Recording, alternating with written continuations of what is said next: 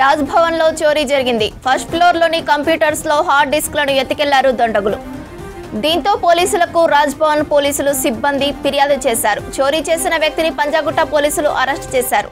దొంగతనం చేసింది out sourcing ఉద్యోగిగా గుర్తించారు. ఈ నెల 14న చోరీ జరిగింది. పోలీసులకు ఫిర్యాదు చేయడంతో ఇవాళ అరెస్ట్ చేశారు పోలీసులు. రాజ్భవన్ లో చోరీ జరిగింది. ఫస్ట్ ఫ్లోర్ లోని కంప్యూటర్స్ లో హార్డ్ డిస్క్లను ఎత్తుకెళ్లారు దొంగలు. దీంతో పోలీసులకు రాజ్భవన్ సిబ్బంది ఫిర్యాదు చేశారు. చోరీ చేసిన వ్యక్తిని పంజాగుట్ట పోలీసులు అరెస్టు చేశారు. దొంగతనం చేసింది అవుట్ సోర్సింగ్ ఉద్యోగిగా గుర్తించారు. ఈ నెల 14న చోరీ జరిగింది. పోలీసులకు ఫిర్యాదు చేయడంతో ఇవాళ అరెస్టు చేశారు పోలీసులు. ఇక ఇదే అంశానికి సంబంధించి మరిన్ని డీటెయిల్స్ అనిల్ అందిస్తారు. అనిల్, రాజ్భవన్ లో చోరీ జరిగినట్లు తెలుస్తోంది, వివరాలేంటి? శ్రవంతి, ఎప్పుడు కూడా రాజ్భవన్ కి హై సెక్యూరిటీ, అదే విధంగా బందోబస్తు అనేది ఎప్పుడు కూడా పోలీసుల పహారాతోటి హై సెక్యూరిటీ అనేది ఎక్కువగా ఉంటుంది. కానీ అలాంటి రాజ్భవన్ లో చోరీ ఘటన ఆలస్యంగా అయితే వెలుగులోకి వచ్చిందని చెప్పాలి. ఈ చోరీకి సంబంధించి ఈ నెల 14న ఈ వ్యక్తి దొంగతనానికి పాల్పడ్డట్టుగా కూడా తెలుస్తుంది. అయితే రాజ్భవన్ లోని సుదర్భ అనే భవన్ లో మొదటి ఫ్లోర్ లో ఈ దొంగతనానికి అయితే పాల్పడ్డట్టు తెలుస్తుంది. ఎవరు లేని సమయంలో ఇతను అక్కడికి వెళ్లడం, ఆ ప్లేస్ కి వెళ్లి కంప్యూటర్ కి సంబంధించిన హార్డ్ డిస్క్ అయితే దొంగలించినట్టుగా కూడా తెలుస్తుంది. అయితే దీనికి సంబంధించి ఆ రాజ్భవన్ కి సంబంధించిన సిబ్బంది ఫిర్యాదు చేయడంతో ఈ ఏదైతే పంజాగుట్ట పోలీస్ స్టేషన్ ఉందో పంజాగుట్ట పోలీసులు కేసు నమోదు చేసుకున్నారు.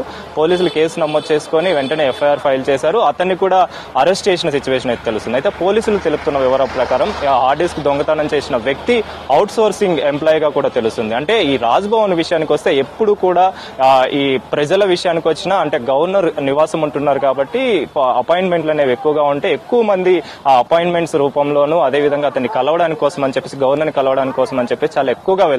సో అలాంటి ప్రదేశంలో హై సెక్యూరిటీ, అదే విధంగా పూర్తి బందోబస్తు అనేది చాలా ఎక్కువగా ఉంటుంది. అడుగడుగున చెకింగ్ అనేది కూడా చాలా ఎక్కువగా జరుగుతుంటుంది.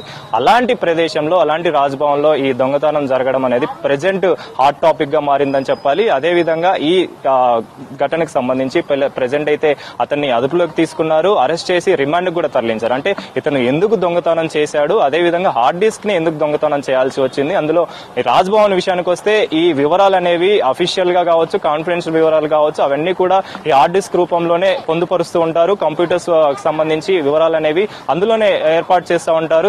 దీనికి సంబంధించి హార్డ్ డిస్క్ ఎందుకు దొంగతనం చేయాల్సి వచ్చింది, అందులోనూ దీనికి సంబంధించిన అవుట్ సోర్సింగ్ ఎంప్లాయీ ఈ దొంగతనానికి ఎందుకు పాల్పడ్డాడనే కోణంలో ప్రెజెంట్ అతన్ని అదుపులోకి తీసుకోవడం, రిమాండ్ తరలించారు కాబట్టి వివరాలు అయితే తెలుసుకుంటున్నారు. అదేవిధంగా దీనికి సంబంధించి ఇతనితో పాటు ఇంకెవరైనా ఇందులో ఉన్నారా అనే కోణంలో కూడా ప్రెజెంట్ అయితే విచారణ చేస్తున్నారు. అదేవిధంగా ప్రెజెంట్ రాజ్భవన్ లో జరిగిన ఈ ఘటనకు సంబంధించి ఇటు పోలీసుల సంబంధించి కావచ్చు, సెక్యూరిటీకి సంబంధించి కావచ్చు, పబ్లిక్ నుంచి కొన్ని ఆరోపణలు అయితే వస్తున్నాయి. అదేవిధంగా రాజకీయ నాయకుల నుంచి కూడా కొన్ని ఆరోపణలు అయితే వస్తున్నాయి. అంటే హై సెక్యూరిటీ ఉండే ఎప్పుడు కూడా గవర్నర్ ని కలవడానికి పబ్లిక్ వస్తుంటారు. చాలా మంది రాజకీయ నాయకులు కూడా గవర్నర్ ని కలవడానికి వస్తుంటారు. అదే విధంగా చెకింగ్ అనేది చాలా ఎక్కువగా జరుగుతుంటది. అలాంటిది ఒక అవుట్ సోర్సింగ్ ఎంప్లాయీ ఈ హార్డ్ డిస్క్ ని దొంగతనం చేయాల్సిన అవసరం ఏమొచ్చింది, చేసేంత అవసరం ఏమొచ్చింది, అదే విధంగా చేసిన టైంలో ఈ సెక్యూరిటీకి సంబంధించి కావచ్చు, చెకింగ్ కి సంబంధించి కావచ్చు, ఏ విధంగా చేశారనే విఫలానికి సంబంధించి వైఫల్యం అనేది, ఆరోపణలు అనేది బయటకైతే వస్తున్న పరిస్థితి అయితే మనకు ప్రెజెంట్ అయితే కనిపిస్తుంది. ఇందులో భాగంగానే పోలీసులు అయితే కేసు నమోదు చేసుకున్నారు. అతన్ని అయితే అరెస్ట్ చేశారు. రిమాండ్ కి తరలించిన సిచ్యువేషన్ అయితే మనకు కనిపిస్తుంది. ప్రెజెంట్ అయితే అతను రిమాండ్ లో అయితే ఉన్నట్టుగా తెలుస్తుంది శ్రవంతి.